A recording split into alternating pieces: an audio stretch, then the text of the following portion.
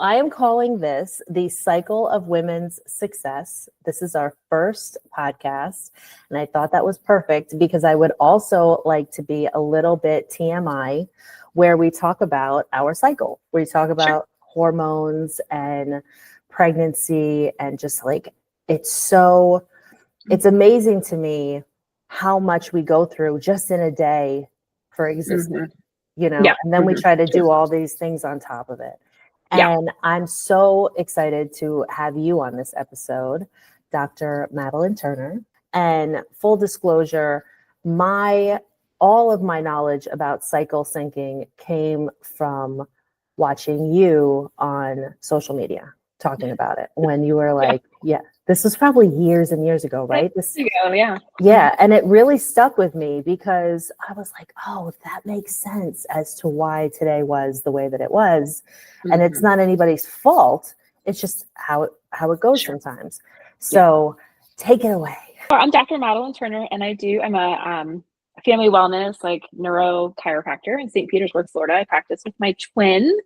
So it's a lot of fun. And a couple of years ago, I really got into like this second internal clock that women have called the infradian rhythm and cycle syncing. So like, how can you use how we change throughout the month to your advantage? And I think a big part of that, honestly, is just understanding what's changing and happening in our body. And then we can meet ourselves in a completely different space with that information.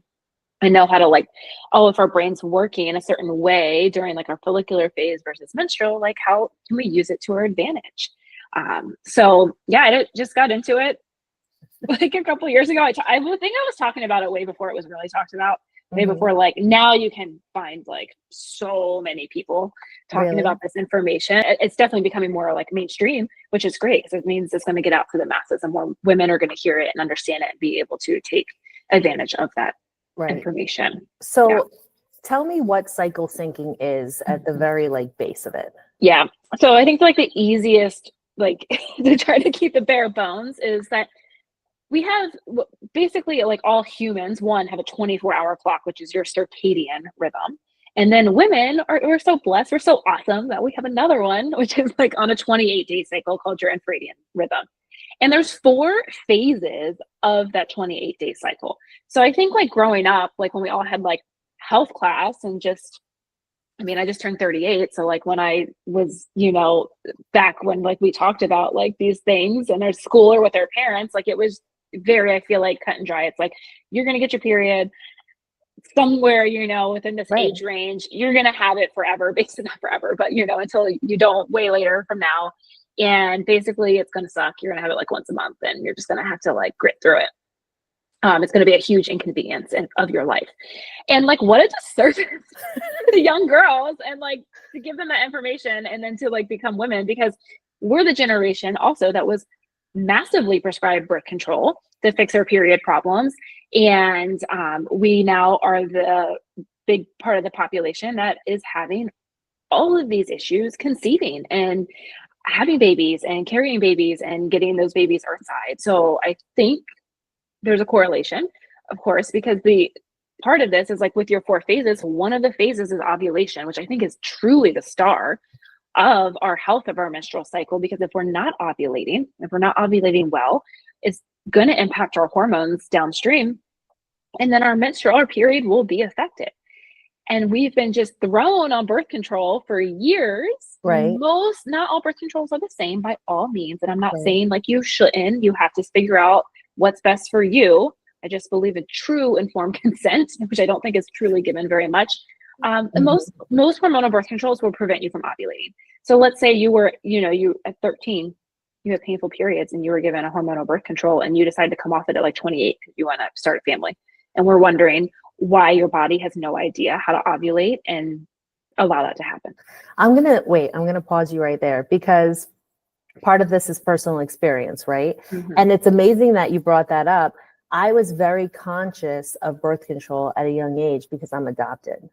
And I don't even know if my mother was on any kind of, I don't even know if she could have been on birth control because she is an older generation mother. Like when we were growing up, my parents were a little bit older than other parents because they couldn't conceive. And she had, or she has endometriosis. Okay. And this is not a topic, right? And I got extremely wary. I think I was in my late teens, like 17 going on 18, when the shot came out. Oh, yeah. And I don't know what it's called. And it was the birth control shot. And all my friends were getting on it because they couldn't remember to take their pill every day. And I was like, this is getting out of hand. My family and my cousin was going through, which is not my biological cousin, but she was going through difficulty, IVF and all of that, difficulty having children. And I'm like, I don't want to have these problems. Around the age of 18, I decided that by the time I'm 22, if I'm still with this person, you know, I'm getting off it and c'est la vie, because I want to have a family one day. And I was nervous that I was going to have to go through all this stuff that the people around me were going. So I saw it firsthand very early. And at 22, I was off birth control. I'm like, I'm not doing it anymore. And I didn't have a baby until I was 28, was my first. So I was also very careful of, I'm not on birth control. Let's, you know, there are probably other very stressful factors in my life, but it's amazing you bring that up, because these girls were on so many things that scared me half to death. Sure. I mean, there is side effects, and it's not that everybody will have the side effects or to what extent, but the reality is there is, and they're significant.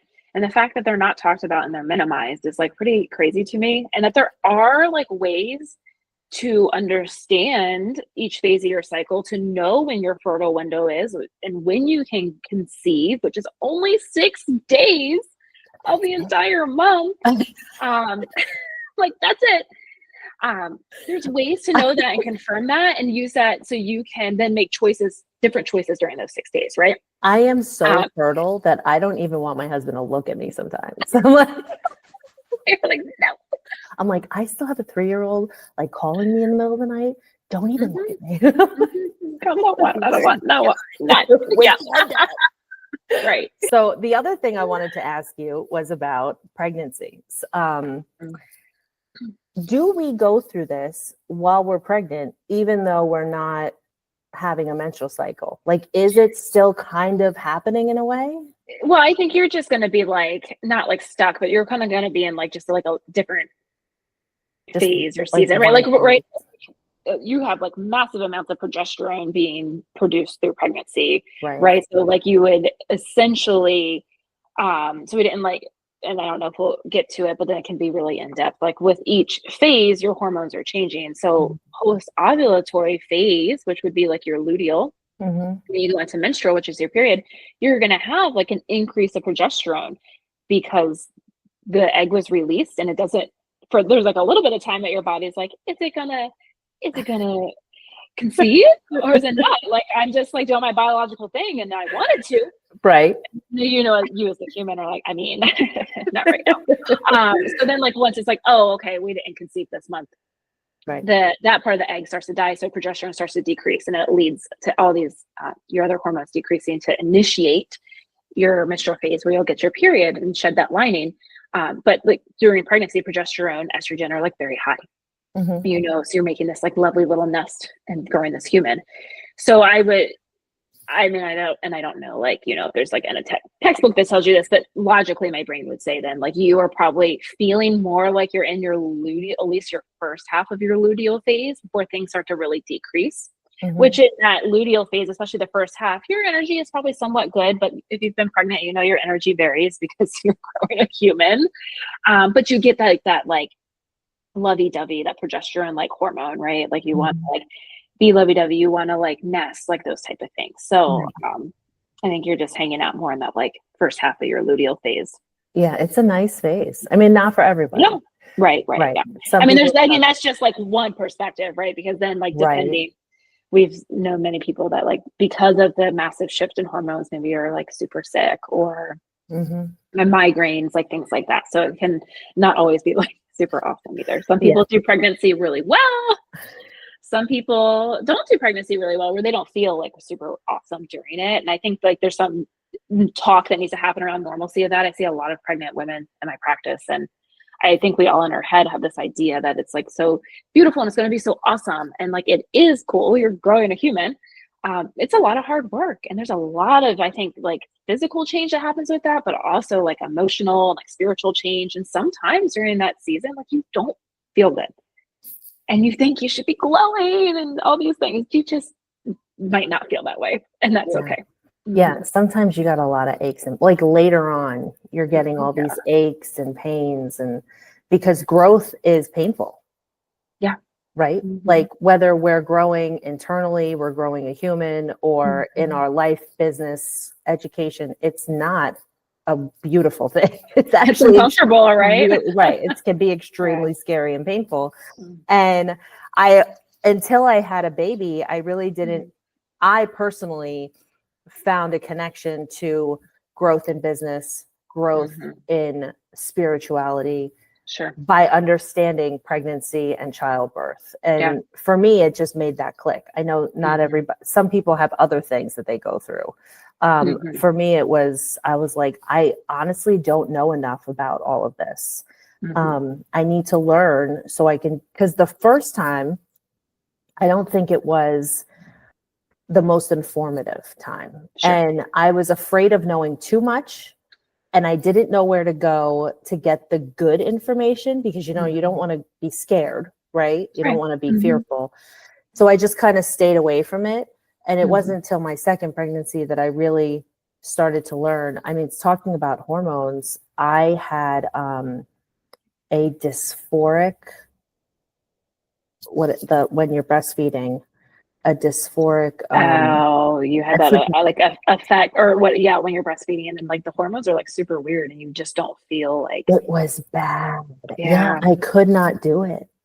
And I really fought. So I was prepared for that with the second one, and it was just as hard, but I really pushed through it because I knew what it was. But the first time I was like, there's something wrong here. However, I don't think it's postpartum depression because it wasn't lining up. You know what I mean? Yeah, it's a little different. Yeah. I'm like, I only feel it when I'm breastfeeding. And it's like this dark cloud that just like kind of hovers for 30 seconds to a minute. And then it went away. And I was not making it past the first minute the first time. Yeah. So that was eye-opening about how much I didn't know. I'm like, this just speaks volumes of how much I don't know. And I'm relying on MDs, you know, to tell me.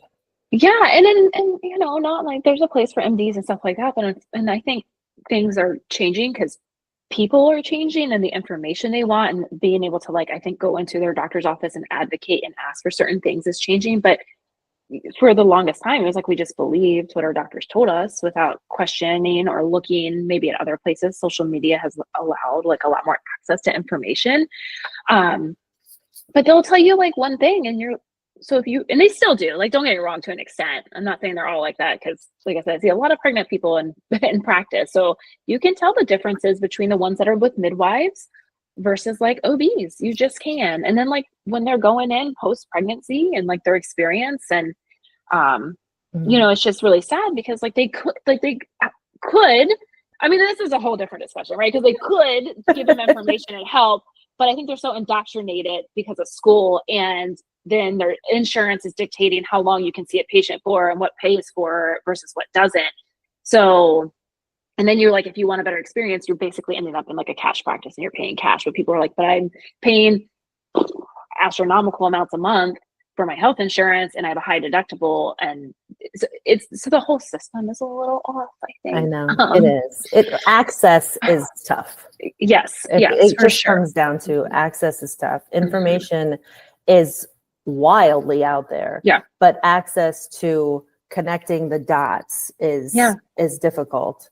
I wanted to ask you about your pregnancy and your business. Like, how did that go? How did that go? Like during pregnancy, postpartum. Did you work? I did. I'm sure. No, right? I was like during pregnancy, I felt like for the most part I was pretty like still focused, and naturally at the end I just became more like inward as like you're prepping to like bring this soul earth side. And And I have a very physical job, not only physical, but it is like emotional, and like there is an energy exchange. So I did notice like through pregnancy how like I could handle less, like my window of tolerance that we talk about like in the office with patients on how they're able to handle their like life stress and stuff without dysregulating was just definitely, I wasn't able to handle as much, especially taking on not taking on, but you have to hold space for other people and the type of work that I do. So I definitely, I mean, I took off, some people work until that baby is making its way. Let's just say, I assumed I was going to be pregnant for a long time because my twin sister was with both of her kids, but she had boys and I was having a girl. So I was like, maybe not. So I was due, I think January 8th, and due dates are just guesses, but still, January 8th, beginning of January. So I stopped working. I didn't go back in December. At the end of November, I was done. Okay. I didn't cover to January 27th. She hung on. Dude, I was pregnant forever. But yeah, so, wait, so I got long? Past 42 weeks. Oh my gosh. Yeah. Are you serious? Yeah. Oh yeah. Oh my gosh, you are brave. Yeah. I was just like, logically, you're like, I know she'll come out eventually, but will she? And I really didn't want to do, like, I was going for like a home birth. I had a home birth midwife. I didn't want to go like do certain things to like induce it. I was doing like, I would say old wives' tales that tell you. Right. But I ultimately think when they're ready, they're ready. And did you have a home birth? I didn't. Oh. No, I birthed, I labored for 2 whole days. Oh my gosh. And just something like wasn't right. Like, or wasn't changing. And on too, when I couldn't keep anything down. I couldn't eat. I couldn't drink. So you're talking like 2 days of nonstop for the most part. Like, and I would get like short breaks, but yeah, I just like, when I would have a contraction, my doula would be like, okay, like the contractions, the wave's coming down. And I'm like, my uterus is still like spasming. And I think it's because I was so dehydrated. And like nourished. You're just out of it. Yeah. So, and then at that point too, so much of like bringing your baby earthside is like feeling safe and being able to like be safe in that container. And I just didn't have that anymore. So I had ended up transferring, and that's just like, apparently, I transfer and like, then they check you out. And meanwhile, like I had a home birth midwife. I didn't have anybody check me like my entire pregnancy, like internally, like they do in like other offices. I had 4 people check me as soon as I went to the hospital, and no one could figure out what was wrong. They were like, well, this is weird. And finally, like the last dude came in and he was like, oh, I've only seen this one other time and not in a first time mom. And apparently like I was progressing, but like I wasn't dilating. So I was 0 centimeters dilated by the time I got there. And I was just like, I think just so broken when they told me that. And I was just like, you're just so tired at that point. That's so not the way to say it. I know. Like, thanks for making me feel alone. So like all of the things I was trying to avoid in terms of like staying empowering and that word, like words and that, and I feel like pregnancy and postpartum and things like matter so much. Right. And I had done such a great job, and I did all the things, right? I did all the things you're supposed to do to like have this amazing experience. And it just shows you that birth is just, it is what it is. It doesn't matter to an extent. Like that other soul has a whole different plan than what you have. And then I go in there and I had like, and that's one thing I decompress about still. I'm like, I can't believe the stuff they said to me. And that was why I didn't want to be, one of the reasons I didn't want to be in that system. And it's like within 15 minutes of being there, it was like this, and this. And you're like, what? And then, oh gosh. And why then they just, like, aren't you handling me with care? They're like, I'm geriatric at this age. I'm like way overdue. My baby must be huge. She was not huge, by the way. And so it's just like wild, but thankful because honestly, I needed to rest and I needed food.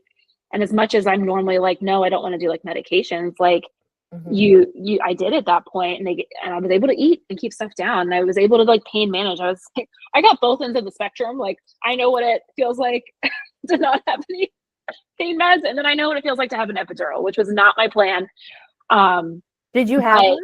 Yeah. Oh, there's no way I could have got. I think they would have just C-sectioned me, and then I labored. Then I had Pitocin. I had to do Pitocin to dilate. Oh man. And she got. They said, so here's the thing. they say she was stuck. So I had this like little Russian lady, like I feel like elbows deep, like trying to pull, none of how I wanted this to go, trying to pull Laurel out for a long time. And then they shoved C-section paperwork in my face, and I'm just bawling. My sister's there, and I'm just that like, would break me. The no. C-section would just break me at that And she point. is like, the doctor's like, if you don't get this baby out this next time, you're gonna have to go. And I'm like, oh my god. Anyhow, I did get her out. Yes. Like I just did. I think I was just like, there's no way. I then need to go to this next step and have, because recovery was still really hard because I was in labor for so long, because this lady was pulling her out of me. I tore so bad, like all of these things. So, you know, so it was like, you get like the whole spectrum. Like I did anyway, of like what things felt like without, what I wanted to happen versus what happened and stuff, you know? So there's just a lot of feelings in that space. I think that's one of the reasons that I stayed away from so much information too. Like you already know a lot, right? Like you know so much already. Like, and I had said too much. I think I know too much sometimes to walk through that. I feel like, not that people shouldn't educate, because they should, but I also sometimes see, like, I feel like the people who are like just very like nonchalant, really laid back. Yeah, that was me. Have these like most amazing experiences where I'm like, I am going to do this and this and this and this and do all the things. And what do you mean it didn't go the way I wanted it to? And your daughter's like, no, mom. No. And I met her and I was like, oh, I see. Because you also have a plan. Right. Oh, yeah. Right. They came with a book. They're like, this is how I am. Tough. Right. Yeah. I know. So I was induced all 3 times. And I actually elected the second 2 times. And I still only know the process of this. I know nothing else. And that is on purpose, because I'm like, this is what I'm going to have faith in. I need to plan at least when I'm having the child after I already had Dominic, because we did have a speech delayed child, and leaving him behind to go give birth to Carmine was extremely nerve-wracking for me. Sure. And at 39 weeks, I'm like, do you think you could get him out Monday? They're like, okay, if you're nervous about it, we can do it on Monday. Sure. And they were just elated, right? Like a scheduled birth. Right. But then Victoria, they told me that she was breech, and I was at 38 and a half weeks, and that they wanted to turn her where they bring me in. And I was like, no, we're not doing that. So what's the other option? They're like, well, we can schedule you for a C-section. I said, how about this? How about you give me 5 or 6 days to figure it out on my own, and then I'll come back. And they're like, what are you talking about? I'm like, I feel like I know when she turned and why she turned, and I'm going to just do that again and put her back in place. You sound insane, but okay. I'm like, I'm good. Yeah. And I had major lightning pain, like my back and my legs, and everything was just, it was on fire for me with her, because she was so low. Are girls supposed to be low? I don't know, but she was so low, and it was my 3rd pregnancy, obviously. So my body's like, oh, we know what to do. Oh yeah. And for a month, and it was so bad, I also had COVID.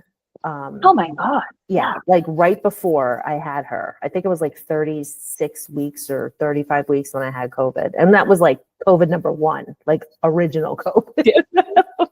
So, pure COVID. And my body was just an inflamed mess after that, right? So I was doing yoga, and my back hurt so much. I was doing it on the mattress. And I think when I was doing the cat camel exercise, I got into a position where she just was like, and I felt it. Yeah. I'm like, that was it. I know that was it. But she was just like flopping around in there. So I did it again, and I felt it happen again. And I put her back in place. That's wild. Nobody's going to tell me otherwise, because I felt because your whole belly is like separated from you when you do that. Yeah. And it's full of water. So it would make sense that and I felt her go like whoosh again. Yeah. And then I went back, and they're like, okay, she's fine. Yeah. I'm like, yes. Yeah. I know. I'm like, please do not say C-section again. But yeah, I feel like all of this, like this is all so important if you have been through it, because now your life and your business becomes a different thing to you. And it's not just because you have another responsibility, but your mind is elevating with so much more intention, right? Like you've been through this whole thing where your mind is now not only it feels invincible, but also like you've done the hard thing. The business thing, it shouldn't be so much of a mind fuck, honestly. We should be able to do this. And that's how it was for me. I don't know if that's how it felt for you. Well, I feel very much in the postpartum space. Like, I feel like I'm still very much like finding myself. Like, I felt like, honestly, I thought I was like going to go through pregnancy and I was going to have this amazing birth and I was going to like come out the other side, just like, and be like, oh, I am woman. Like, I'm this mom, hear me roar. Like, I have all this clarity. And my, just, you know, for whatever reason, my experience has not been that way. So I feel like it's a lot more of like, I'm probably fighting it to an extent and having to find, which is interesting with all this information, because so much of it is like basically surrender and like listen to the inner guidance and knowing, and like our hormones help us do this, and this different clock helps us do all of this. I think motherhood can help you do it. And I'm just like fighting to an extent. And I know that, and it's just, you know, yourself. So you just know how you are. And I know I'm going to hit something at some point that I think it just flows. Right. I'm like, find that surrender point and things just flow. But some of that too, I think is just surrendering into like other people's expectations. You know, like it's been challenging for me on the postpartum side, because I want to practice. I love what I do, but I don't even want to be there the amount of hours I am there. And I'm not even like there, like super a lot compared to other people, because I want to be like so present with my daughter. And I love like spending time with her. And when I have to split my time, like if I see patients in the morning and then come home to her, I don't feel like I'm able to do that. But the days I don't work feel like way more awesome to me right now. But then there's like this inner calling, and it's like, but I do, like I am a healer, like I want to help people. So I just think I'm in this like huge, huge transition space. And I think too, is like everybody's like, oh, it'll just come. You'll just be postpartum and you'll have all these new business ideas and you'll know your mission. And I'm like, have not experienced that yet. So if anybody else is listening, you're not the only one if you're going through that. Yeah, I mean, I didn't get it at all between Carmine and Victoria. And it took me 2.5 years. It's probably because I had her so close to him, but it took me 2.5 years from her to actually own up to the fact that I didn't want to sell real estate anymore. Sure. Well, you do these things for so long. Too, right. I'm like, but I should be doing it. I'm really good at it. Why? And it's like, I guess I still do it, but the whole life of being in that industry and listening to other people hate crown molding makes me want to put a pencil in my eye. I'm like, I got things to do. I don't fucking care that you don't like the like, get a thing, spatula, stick it in there and pop it out. This home's in your price range. You can't afford one without it. So just buy the thing. And I'm like, I have none of it anymore. But when I actually took the time to own up to, I want to transfer into media, I was nervous about, is it the industry and how I've changed or grown, or is this me now? I was like, is this me now? Is this how I am? Let's see. And I ease myself into this, and I am way more able to be my maternal self when it comes to media. Like, I had a new client yesterday, and I was like, it's okay. We're going to be okay. If you don't want to be on camera, we'll figure it out. Like, you already told me that. You know what I mean? Like, we'll ease into this. Just so you know the plan. But I'm also in one place, and I don't have to go show them 15 other offices at the same time. So I think that makes a difference. But just listening to myself took almost 3 years. So I understand where you are. I did not get the veil lifted between my second and third pregnancy. I only knew it existed because it took us so long to have Carmine after Dominic. And Yeah. that was only due to cancer. Right. Yeah. Right? Like Yeah. just because my husband was sick, or we probably would have Yeah. had a baby sooner. Yeah. So we're all going through these different journeys. And when I think about business and being so postpartum, like how old is she now? 10 months. Yeah. I mean, you're Yeah. still in it. So much so, like where I feel like she's changing so much now that you're coming on the tail end of that side of that year. So you're like, oh, there's some light at the end of the tunnel. Like, like not that she still needs us and stuff like that, but it's like, oh, I can get longer stints of sleep. That's awesome. Yeah. Like these things. So you're like, oh, okay. And I'm starting, like, I have not gotten my cycle back yet, but I feel like it's trying to come back with vengeance. I don't know why I also was like, oh, my cycle's gonna come back because I know this stuff, and it's gonna be such a nice transition. And it's like, hey, I'm like, of course, okay. Oh my God. So still waiting on it, but I didn't get mine. I didn't get mine back until I had the second baby. Like, I think it's gonna take a while, because we co-sleep and I nurse on demand, so it usually you ovulate when you go longer between nursing at night, and we just haven't fully done that yet. So that's what I did. Yeah. I did co-sleeping nursing on demand. Very dangerous thing to do. If you're uneducated, maybe. Just living on the edge. Yeah. Like there's safe ways to do these things. So stop spreading false information. I'm never saying again. But also do what's right for you, right? Like that's what works for us. I would have probably suffered massively from postpartum, like mood disorders or things, if I tried to put her in a crib, because like she just wouldn't have slept like that. No. And I like the way that I parent and the way that makes me comfortable. Like I would not let her cry it out. Neurologically, I understand what's happening in their brain, and they are massively changing and neurologically changing in the first like 0 to 3 years, where they really, really need their primary caregivers. So they don't know how to self-soothe. Like their nervous system, that part that knows how to self-regulate, is still developing way into adolescence. They learn self-regulation through co-regulation with their primary caregiver. So if she's crying it out, like she gets quiet, it's not because she learned how to soothe herself. It's because she dropped through her platforms in her nervous system and she went to a different platform that's not even on a regulation one. Like she's just like withdrawn, like so.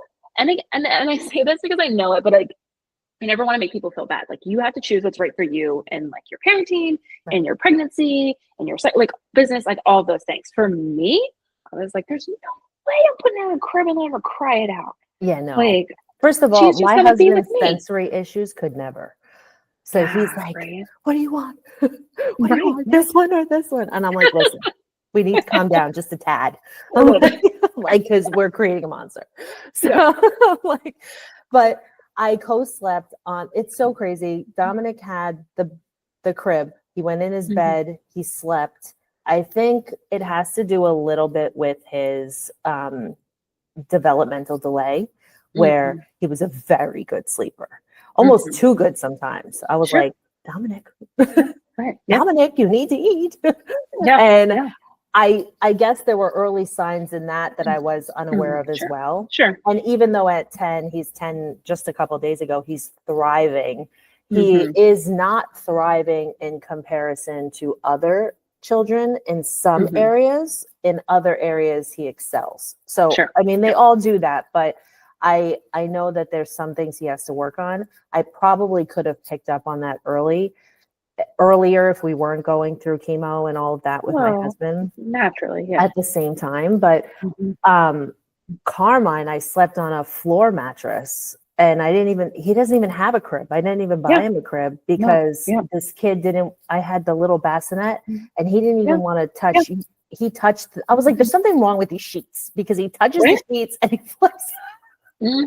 My mother's like, those are organic sheets. Lisa sent you. What's wrong with them? They're like $500. I'm like, they're not. I don't know. He doesn't like that. $40. They were not $500. But I'm like, there's something wrong with them. We need new sheets. But the child would not. So I slept on a floor mattress with him. And that was his, and even Victoria, like now I just got them in their own beds. and she's going to be 4 and 6. Mm-hmm. And it's still like, at least now I'm putting them to sleep and leaving. They did take my room though. I will warn you of that. They took ownership of the bedroom, and I had to move, but at least there's 2 of them in there instead of just one. Right. Yeah. Yeah. No. Yeah. She's totally like taking ownership over our room right now. And I know my husband's like, yeah. I'm like, what? Look, one, you're not even a year yet, and like we will work on it. But and like they're like in development. I think they're just want to be close. And I'm like, but our house is set up too. Like her room is like literally right next to ours. So I'm like, oh yeah. I'm hoping that like it's not like it's on the other end of the house or anything. So I'm like, it probably should be a little bit smoother of a transition. It's literally like you can take 2 steps. Be here. Just put a window in. Right. Just cut like a little window in. Yeah. It's like we're hey, good old St. Pete Homes. I know, right? There, you can't be far in St. Pete Homes. No. Forget it. Yeah, I'm 5 people in a 2-bedroom. I'm sleeping in my living room. I'm like, I keep putting off the addition because we have to like refinance and everything, and not to get into real estate, but I'm like, could we make it another year? Sure. Could we make it another year? I'm like, we're getting closer. People are like, when are you going to put on?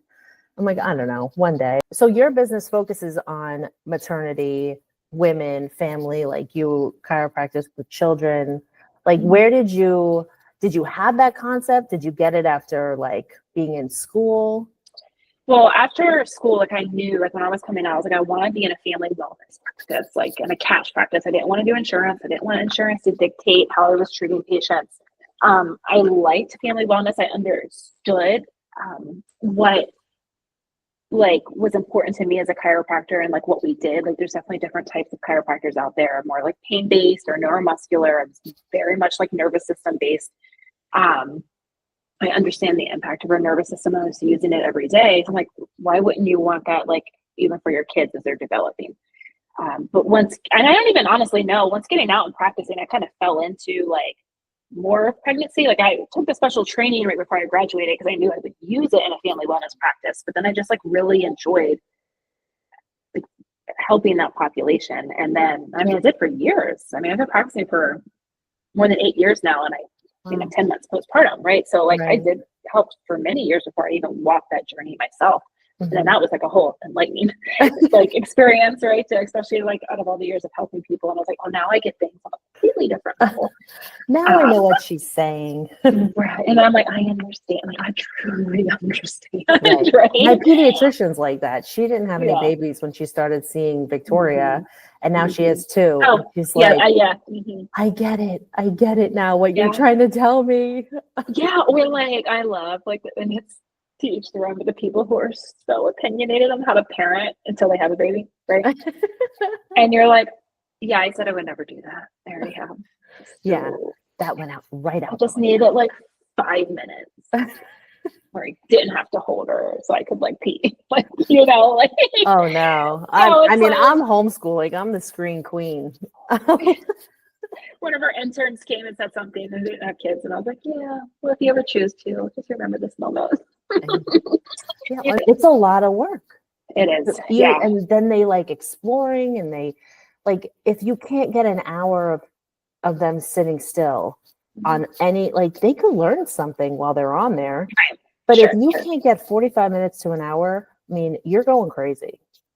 It's me and my sister right now, and she does have special training on what's called corrective chiropractic, so it is a little different, and she does see like all populations for that. But but honestly, we see like the whole family. Yeah. Do you have any personal goals in the next year? You'll be into a toddler and. Right. I think, well, one, just in general, just finding more like ease and uncomfortability of like becoming like this new parent. You know, and my goal always and I think it's like really challenging in today's world, is to be as present as possible, and to like try to find like joy or enjoyment in the mundane, because like parenting is kind of mundane. Like you do the same stuff like every day for the most part, you know, like to keep them alive part, right? And then sometimes you like other stuff. So I think it's like really easy to like kind of lose sight, but like kids are like always in the present moment, which is like really all we ultimately have. So I feel like she's like really good at re-anchoring me to that and being able to just like really experience that and appreciate like this life. But with that too, it does make me feel more of like, well, oh my gosh, like now I have this like little one, and what's my purpose, and like how am I gonna like, show that and make sure that she sees that so she feels comfortable like doing those things too. So just I feel like just grounding into that space more is definitely a goal over like the next year. I will still be in the practicing, but I definitely, one of the things I've noticed change postpartum too is like we already, I would say, do a better job at not rushing people through their appointments and wham bam, thank you ma'am, like we do spend a little bit more time with them.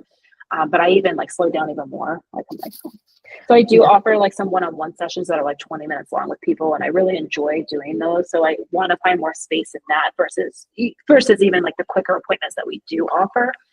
Because I always just now I like, especially with like a mom or something, like I just want to talk to them. And when you're doing like nervous system work and helping people understand how they're feeling in their nervous system, why, and how to help them move through that to a more like regulated safety space, I think it takes time to have those conversations and hold that space. And they are postpartum. They need the time. They do, yeah, so much. And it's nice because like you can come and have time, but it's not like it's like an hour that's going to take out your schedule. So I think it's like really attainable for a postpartum mom to take that time to help her, because it makes a massive impact versus being like, oh, I'm going to go to whatever. It's going to take me almost 30 minutes to drive there and park, and then it's going to be an hour, and then I got a 30 minutes drive, park, go home. Like it can be really time consuming, and especially in the beginning, feel like I can't do this. Right. Like it's too much. Right. And you guys don't work with insurance, right? We don't know. Okay. We can give a super bill, basically. Yep. And we offer pay per visit in the office because some people want it, but we do offer like different packages and things as well. The other thing I will be doing this year, I should mention, my husband and I bought a CrossFit gym back in June. You did? Congratulations. Yeah, I didn't know that. Yeah. So in January, I mean, there's already, classes and stuff running because we took over one that was already in existence. But in January, we're starting basically a mom and me class for, TBD on the name of it. Yeah. But because they're like, they've been St. Pete, like the gym, like you can go to Amped and they have childcare, or maybe like the Y. Right. And like, that's it. So it's not childcare, like you would bring your child and you would be responsible for watching your child. Now they can participate in the class. We'll have like ways to interact with them if you want to, or they can just like kind of run around, in the CrossFit gym. But that's the goal, because like some people want that, and like it literally doesn't exist here. When we bought it, like we were like, this is going to be a family gym. It doesn't like exist. Yeah, it doesn't. And like I think CrossFit sometimes gets a bad rap because it's like, people get hurt, it's so high intensity, blah, blah, blah. It was made for like the general population and to get you moving, and it's fun. And that means you have to have like the right coaches and programming to understand that.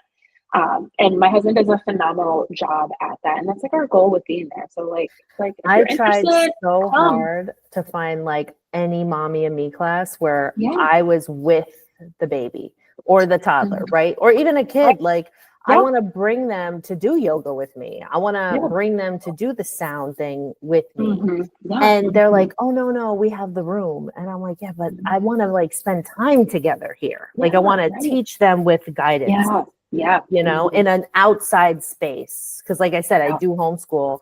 Like Future Flips is letting us do, or they probably do this. And I just learned private classes for all three of them are in a private class together. So they're together, they're figuring out, they can go off with a teacher.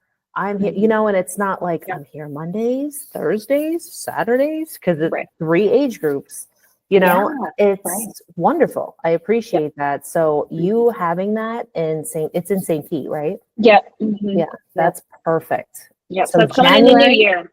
Oh, what's it? Wait, where is it? It's at Sunshine City CrossFit. Okay. Yeah. All right, awesome. So our CrossFit gym's over, if you're familiar with St. Pete, you're listening to this, it's over in the west side of St. Pete, so behind like Tyrone Mall, basically. Oh, perfect. Yeah, there's a park over there. I always forget the park name. I'm going to look it up while we're chatting so I can tell you. It's like a pretty well-known park. Yeah. That's wonderful. I absolutely have never tried CrossFit, but I am interested. It's fun. It sound like, I don't know that much about it, but it looks fast. Does it have to be like this fast-paced thing? Is that part of it? I think, well, it can be, but I think where a lot of people go wrong is they like feel this pressure to be like that. And it's like, listen to your body and yourself, right? Right. Like it's really ultimately you against yourself and just trying to improve, not you against me.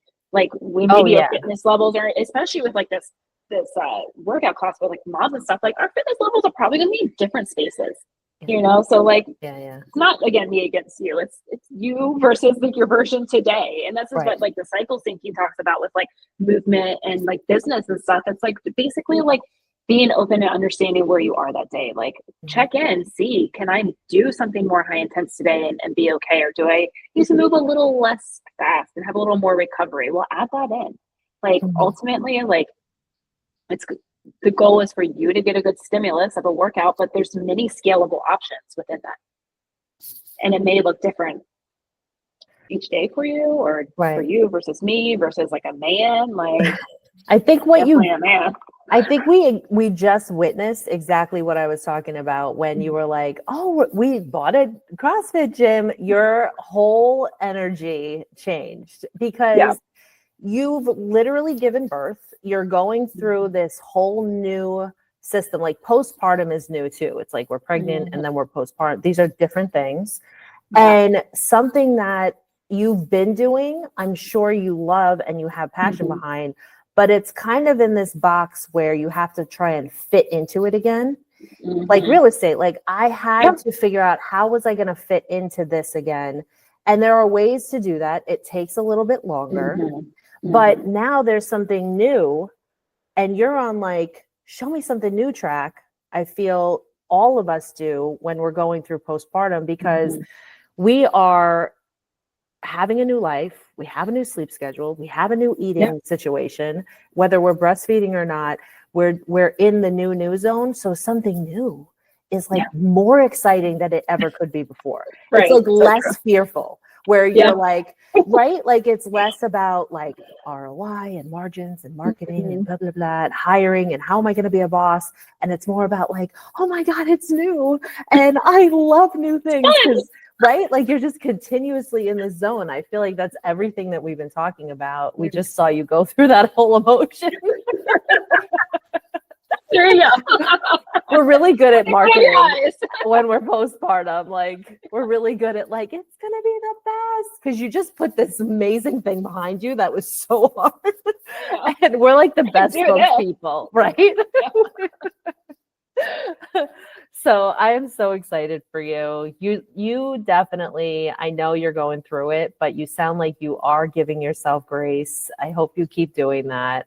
It's not easy. It's not. And I think that was like the biggest thing is people ask like, I don't know, takeaway through like pregnancy and postpartum. Like you can talk about it all day, right? Like so many people share their experience. And I think like a lot of us like seek that so we can like kind of gauge maybe what this is going to be like. But to walk through it is completely different. And I think nobody's words have helped. Yeah. If that makes sense, you know, it's like, I mean, you say these things and it's maybe what I'm experiencing, but it feels so different. Right? You have to go through change and growth in anything in order to understand it. You really do. And to be less afraid of it. I hope that anyone watching this or listening to this today could be less afraid of their own body. I know I come from a place of great fear in the unknown of my own body. And I really didn't figure out my hormones or what even that was, that hormones were a real thing that we were going through all the time, not just once a month. If we were lucky and weren't like delayed that month, right? Skip a month because that happens. And I hope that we can open this discussion over and over again because everything is just always so new. Like then you have menopause, which I plan to have people on to talk about what is that like being in business and going through menopause, you know? Yeah, I'm so interested to hear that. Or like the other side of it, I have a friend and we were talking about perimenopause the other day because like I'm technically in the age range of where it can start. Are we? I'm 38. Wait a minute. Yeah, you are. See, I'm learning something now. Yep. So like cycles can start to get really wonky just because of that. And it's like, okay, so but you probably have a while before you really stop, Right. menopause. And then, I was just thinking about that because especially with like having, not cycling right now and how I feel and how I'm showing up, I'm like, but this can't be the same as menopause, right? Like and I mean, I've heard it's not. Like I've heard very much so that like, menopause is another like one of those like transitional like things that you walk through as a woman. And it really significantly changes you and you really significantly show up differently after that process. And you are, I feel like, probably your most like authentic, grounded, like just like self at that point, which is like, I think something really cool to look forward to. Like you go through that can be a tad dangerous. We had to medicate my mother because she was not good. She was not good at her raw self. I think it can be a lot for some people. This is probably why you get like the old Crohn thing and like all that. Please take this pill or we cannot be around you. Like a filter. You lose your filter, from my understanding. I know. Yeah. And this woman's from Brooklyn. She didn't have one to begin with. Oh my God. She was struggling. Right. So that's a dangerous combo there. Oh, I love it. I can't. I'm like, I think we should figure it out because you're really upset all the time, like angry all the time. Yeah. So having women at all stages in your life, you're just always learning. And I had no idea that we were 38 was an age to start thinking about it. But weird. Yeah. I know. Sometimes. I love it. Thank you so much for being on. I really appreciate it. Yeah. I mean, you found childcare. Nothing is more kind than when somebody does that. Oh my God, there's no way. Like when she was super young, I could have done this with her. Right. She just would have nursed like the whole time. Now she'll just scream like at your face and be like, "Hey, talk to me." I know. It's the best. It's the best, and it's definitely a struggle at the same time. So totally. I'm so excited about your gym. And just everything that's going to be going on. I hope we can do an update. We'll wait like 6 months and we'll see how you feel then and what's going on. But awesome. Thank you so much. It's going to be 12:30. I want you to get back to your life. I could keep you here and talk about this all day long. There's so much more we could have talked about. So I know. If you need to find me, come find me on Instagram, reach out. So, Thank you. Okay. Thank you.